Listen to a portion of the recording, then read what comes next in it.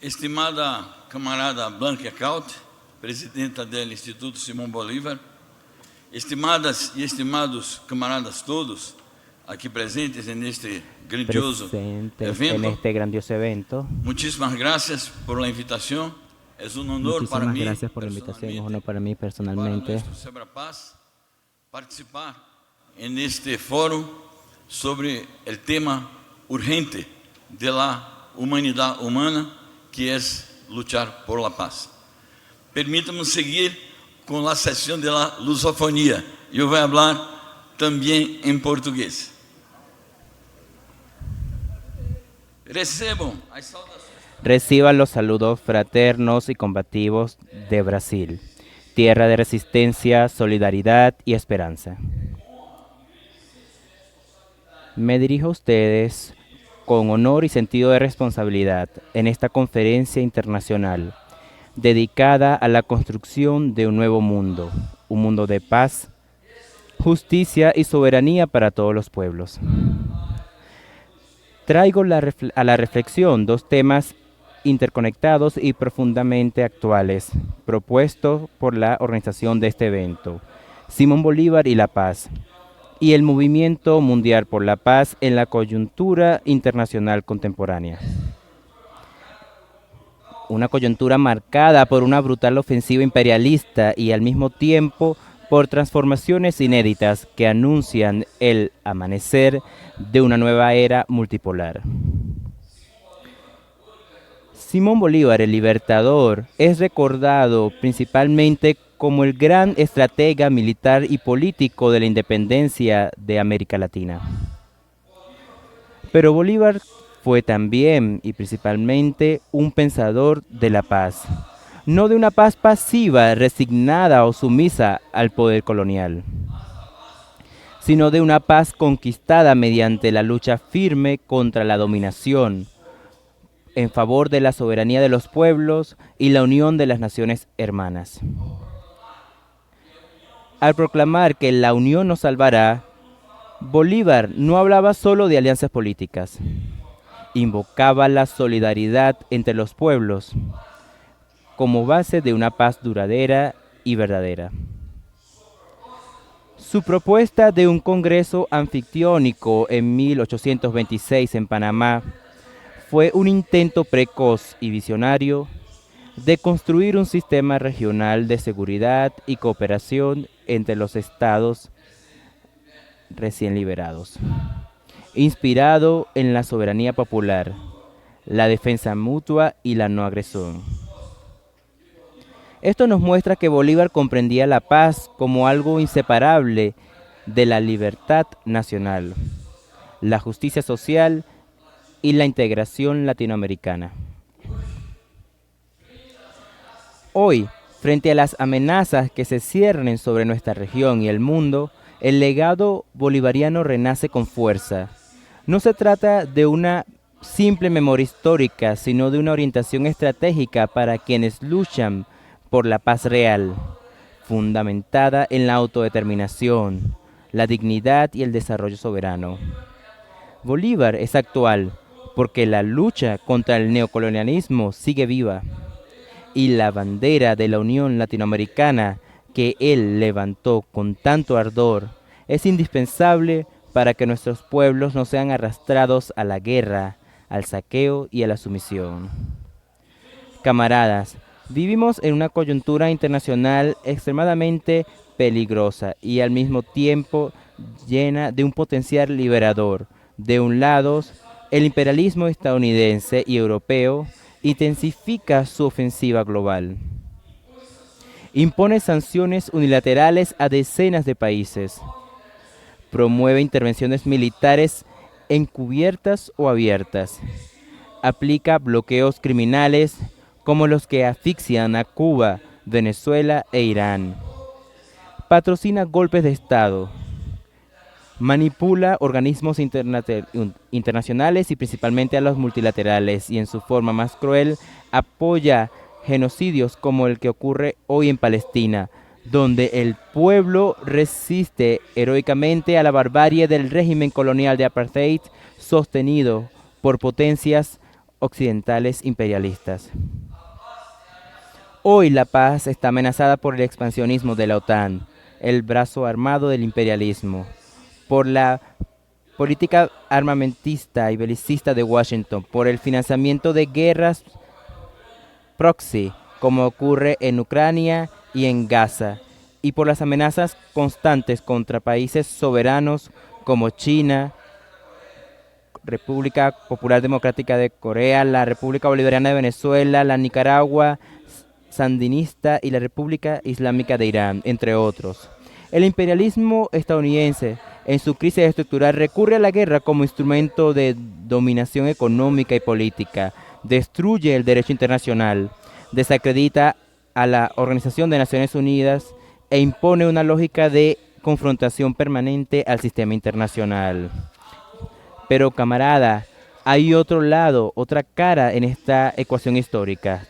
Los días 16 y 17 de junio de este año, en la ciudad de Salvador, en Bahía, tuvo lugar la reunión regional para las Américas y el Caribe del Consejo Mundial de la Paz, CMP, con la participación de representantes de diversas organizaciones de la región, además de autoridades brasileñas y miembros del gobierno del estado de Bahía.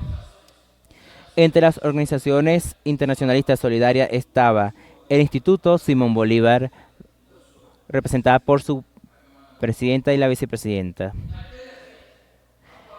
En aquel evento, la Coordinación de las Américas del Consejo Mundial de la Paz abordó como tema central la formulación de acciones estratégicas para enfrentar los desafíos de la coyuntura política regional, con énfasis en la proclamación de América Latina y Caribe como zonas de paz. Como ustedes saben, esta proclamación fue de la segunda reunión de la CELAC realizada en nuestra querida y heroica Cuba socialista.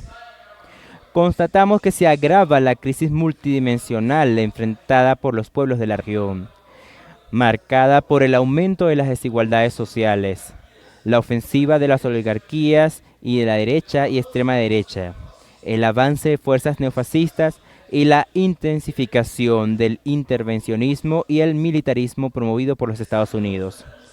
Destacamos la denuncia enérgica contra las políticas agresivas del gobierno estadounidense, la exigencia de devolución del territorio de Guantánamo a Cuba, la condena de las declaraciones imperialistas de Donald Trump y el rechazo de su política migratoria racista. Asimismo, reiteramos la solidaridad incondicional con la Revolución Bolivariana de Venezuela y su lucha incesante para profundizar y consolidar, mediante su programa de transformaciones, las conquistas de democracia popular y la lucha por el socialismo del siglo XXI, considerando las particularidades nacionales.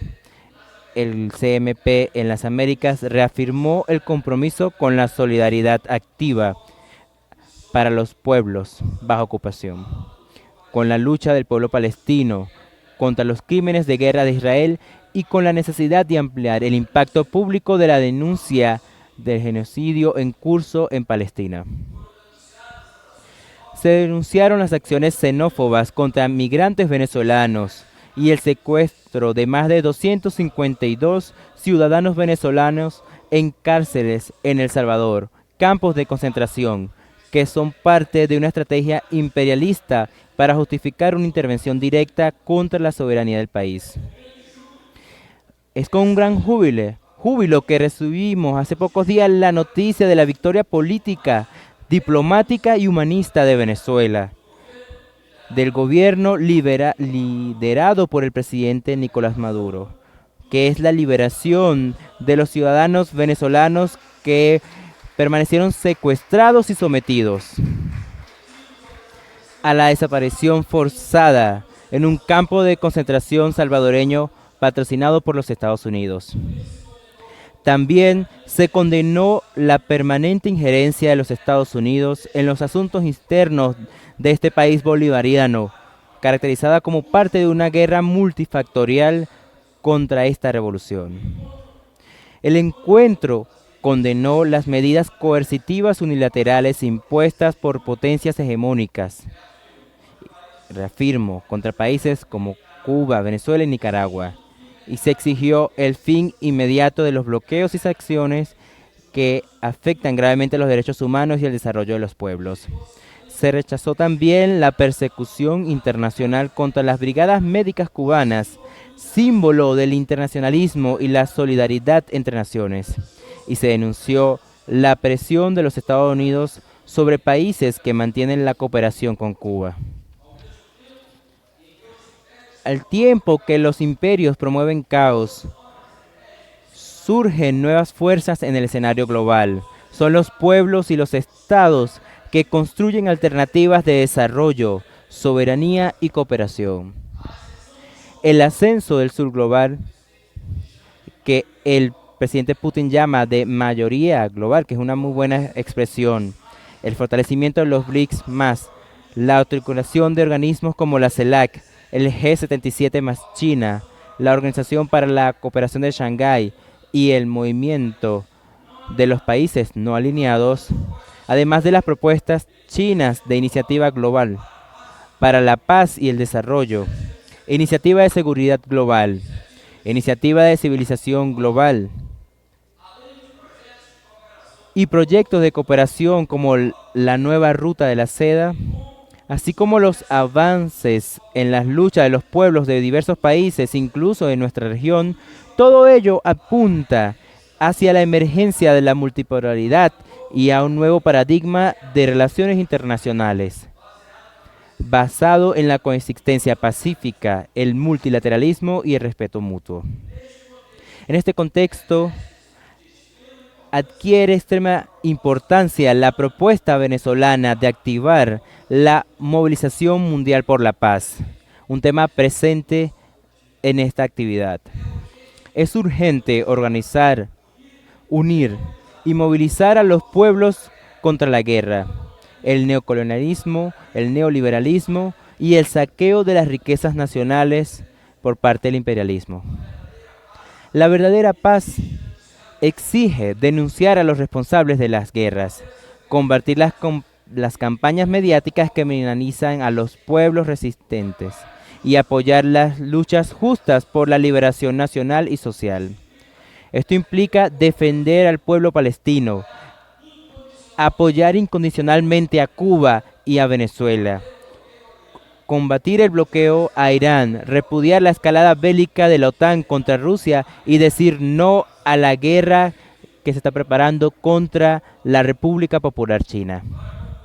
Para concluir, camaradas, preguntamos, ¿qué nos corresponde hacer ante este escenario dantesco? Permítame aquí hacer referencia a algunos puntos.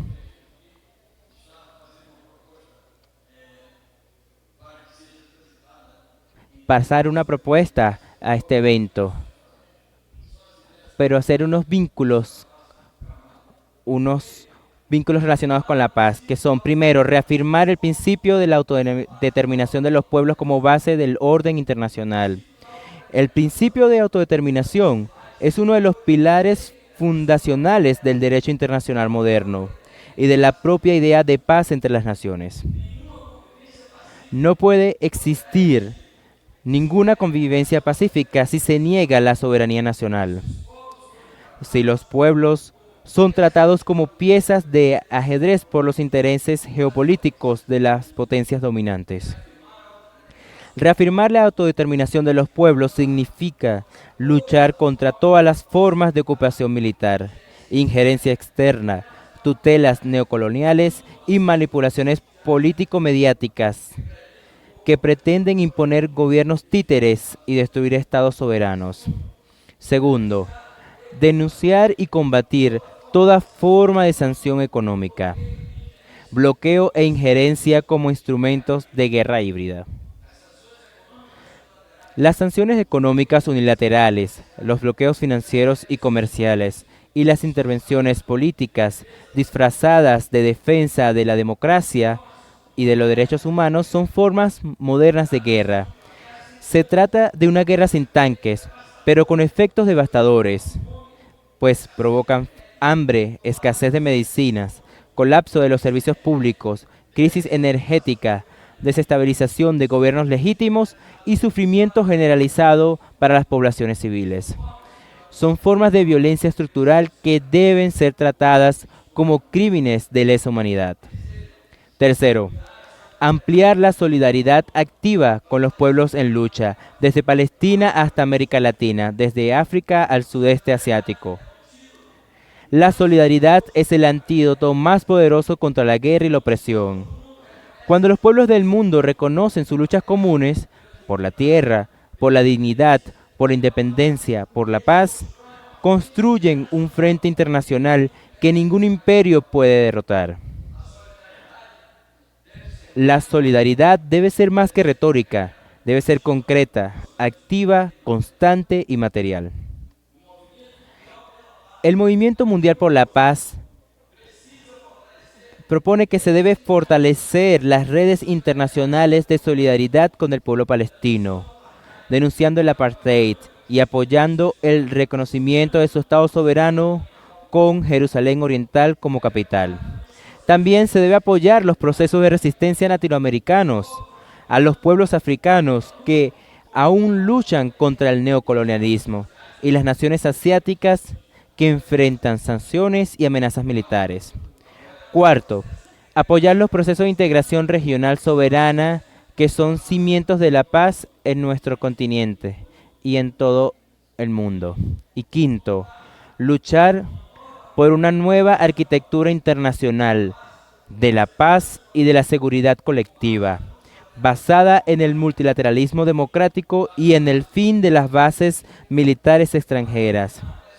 Para concluir, pido permiso para traer aquí rápidamente la denuncia como brasileño de las sanciones impuestas por el gobierno fascista e imperialista de Donald Trump contra nuestro país. Muchas gracias. Se pretende que sería una guerra comercial, pero los Estados Unidos tienen superávit comercial con Brasil. No hay explicación lógica desde el punto de vista comercial, de comercio exterior y económico para imponer sanciones a un país. ¿Qué necesidad hay? En la verdad, Donald Trump está haciendo una injerencia indebida en los asuntos internos de Brasil para intentar proteger a su aliado de la extrema derecha, el ex ocupante del Palacio del Planalto, que intentó implantar una dictadura mediante un golpe en nuestro país y será castigado por la justicia de Brasil.